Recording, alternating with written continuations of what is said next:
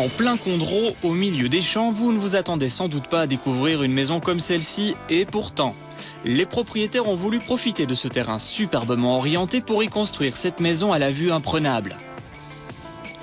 Donc en fait, la maison est composée de deux éléments distincts. Un socle en schiste ferrugineux qui est le matériau qui compose le sol ici sur le terrain, et une boîte en bois très légère qui vient se poser dessus pour donner une image au final d'un projet très contemporain malgré des contraintes urbanistiques a priori relativement classiques en région wallonne. Une construction à la fois simple et audacieuse, une construction surprenante aussi par sa luminosité et ses grands volumes.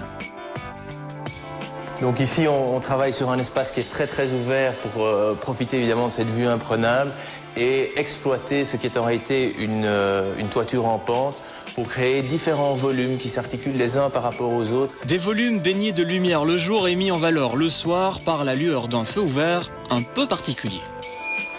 On a donc installé un feu ouvert tournant, ce qui est très agréable parce qu'on peut l'orienter vers la partie de la maison où on se trouve, que ce soit le bureau, que ce soit le salon ou la salle à manger, tout en profitant de la vue qui vient derrière avec un contraste intéressant entre le feu et la nature derrière qui s'y trouve.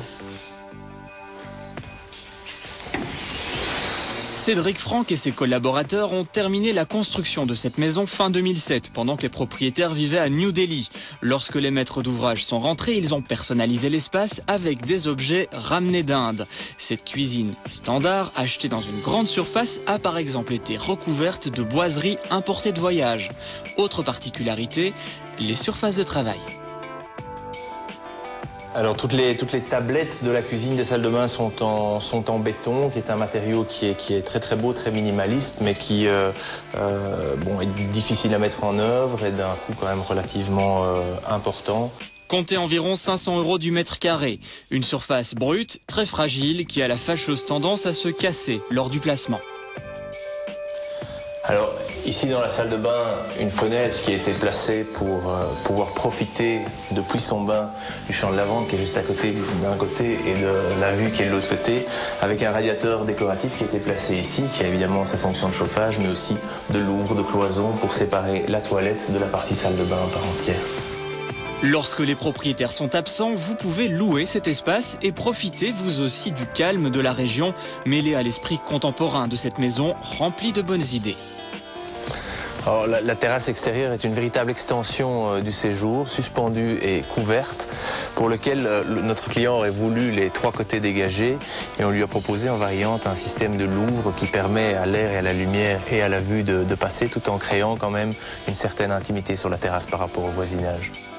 Cette maison est aussi particulière car, à l'inverse des constructions habituelles, le séjour est à l'étage et les chambres au rez-de-chaussée. On y accède par un escalier suspendu.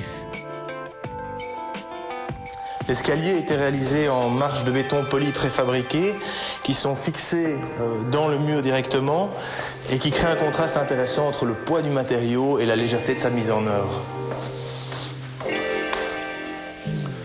Dans le couloir ici, une petite idée toute simple mais qui est vraiment très réussie, c'est toutes des peintures réalisées par les enfants de la maison, très colorées et qui rendent vraiment cet espace plein de vie et plein de couleurs, très agréable.